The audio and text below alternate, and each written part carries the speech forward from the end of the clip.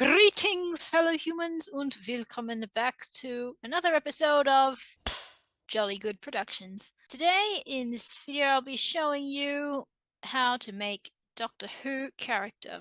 This is what the character sheet looks like. Well, this is the version that I own anyway, so I'm going to show you on this. You have your 6 attributes: awareness, coordination, ingenuity, presence, resolve, and strength. Okay, and these can change during the course of your game because these are also what takes damage. You have your attributes, your skills, your character's name, description, and traits. If you have like gadgets and things, they can go into stuff here. This is your character's tech level and story points. It's a point-buy system. You start off with 24 character points to spend on attributes and traits. They suggest you spend 18 points on attributes and 6 on traits. You have 18 points to spend on skills, and normally you can start off with 12 story points. Your normal human is 3. Okay, so that's your baseline. If you put 3 here, if your character is like average at everything, they're 3 at everything, count it up: 3, 6, 9, 12, 15, 18, but you could be, I don't know, slightly more aware than most people, so you could be very aware, but not so strong. I think you get the idea. They make sense to me. Awareness, coordination, ingenuity, that's your brains. Presence is sort of like your charisma and like talking to other people or potentially aliens. Resolve is like your willpower. Strength, that's your muscles. So 3 is your average person. 6 is like peak human capability. If you're going for 7 or more, they're probably an alien. The way that Doctor Who works is you add them up. So if you are making, for example, an attack roll, like a melee attack roll, you would be rolling your strength and fighting. If a character is pretty adept at fighting, you have 2 fighting skills, you start off with 6 already, and then you roll and add that. So there's a lot of adding in Doctor Who. It works like this. You add your attribute plus your skill plus 2d6s. That's your result. That's how Doctor Who works. If you're a shooter, then you're probably going to use coordination plus marksman. So 6 plus, if you have any traits, and then your 2d6 roll. And that's your answer. It works like Warhammer. There are levels of success. If you get 0 to 3 above whatever the difficulty was, that was a just success, and you do half damage.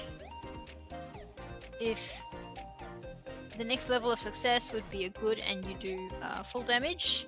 If you rolled like a fantastic above the whatever the DC was, it's 1.5 damage. For example, an arrow. If you shot them with an arrow, good, like a regular good result would be, let's say 2. Then that would be 3, and this would be 1. And then where you hit them or something.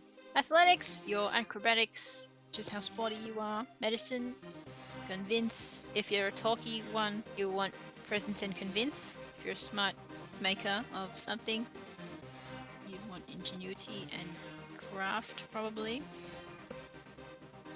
Knowledge is kind of like general knowledge, if you know about stuff. Science is a bit more specific than that. So like, this would probably be history, but this, you know, if you're a professor in something, you might have bonus to science. Subterfuge is for sneaking, disguises, sort of thing. Survival in tough climates, weather, environments. Technology, note this is also different from science and transport. That's what this would look like. If you're after a print-friendly version, you would look for something like this, and you would get it from Cubicle 7. They're the maker of this version of Doctor Who RPG. You just scroll down. I got this from here. And on the back, there's your rules.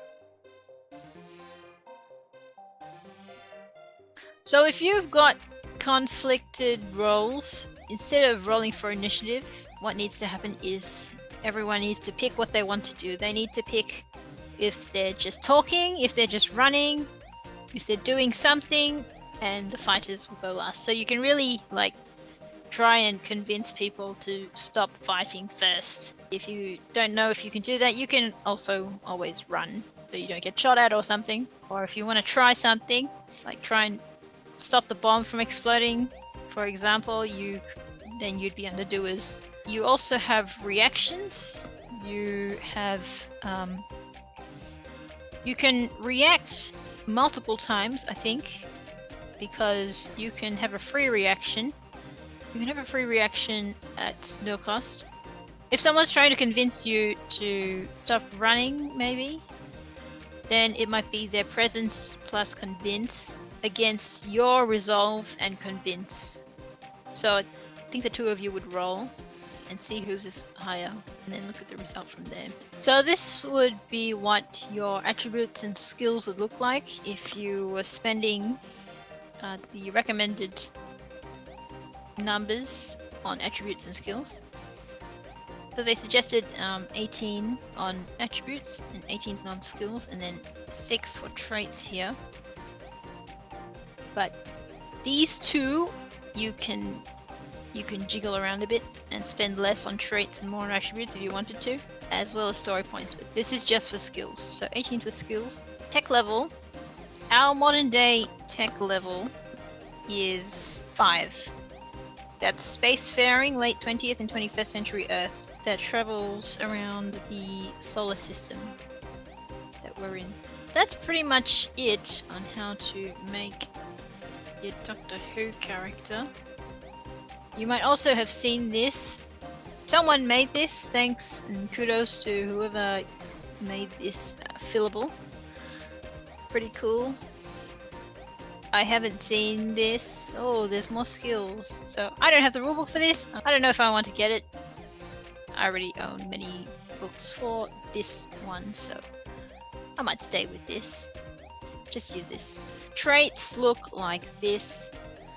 Okay, there's minor, major, and special. I am working on this document to make it a bit easier to play with. Someone already made this in a Word document, and I've sort of tried to translate it into Google Sheets here, as you can see. There are good traits and there are bad traits. Okay, good traits will cost you points to buy them. Bad traits will give you points. Minor traits will cost like 1 point, major maybe 2. If you want to use this, leave a comment. If you think this was a helpful video, subscribe if you want. I think that's about it for today. Have a nice day, everyone. See you around. Catch you next time.